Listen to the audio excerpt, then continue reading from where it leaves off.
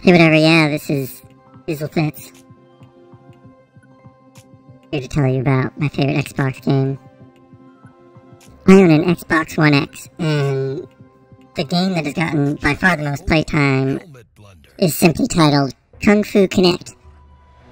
I played the original on PlayStation 3 using the PlayStation Eye, and this is of course the far superior one since the Xbox Kinect has much better technology in terms of being an augmented reality camera.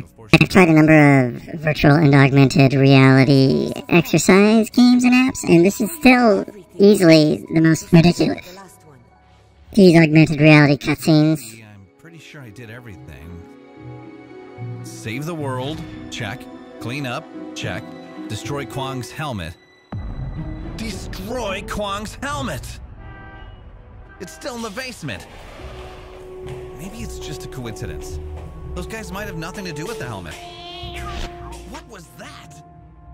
Doesn't look like. It's only just now occurring to me how much this game was referencing my butt in this particular cutscene. I'll take that. What? Who the heck are you? These levels aren't amazing, but they do give you a lot of reasons to wildly swing your hands around in your living room. So be careful.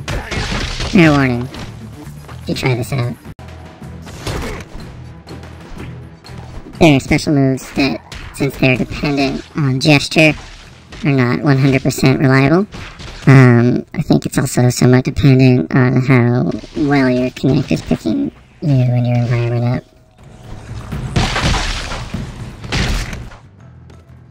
I think the sound effects are really nice and add to the overall immersion, which is really good since you're literally in the game.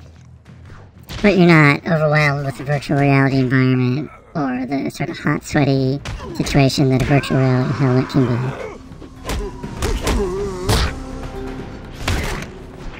Here, where you see my foot clipping through an invisible box, I accidentally kicked the wall, which is fine for both me and the wall, since I don't know how to kick very well.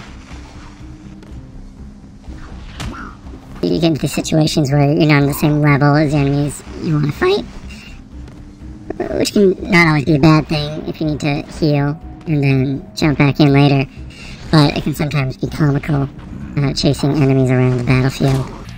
I feel like this is a really untapped genre of game, which is a sort of postmodern take on the individual's development of identity within the larger context of modernity.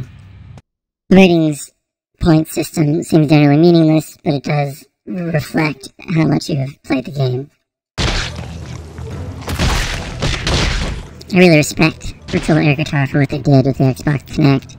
Their other offerings are interesting enough, and I wish there was more stuff out there like this. It was just as playful and silly and ridiculous, and didn't require a lot of gear to get going.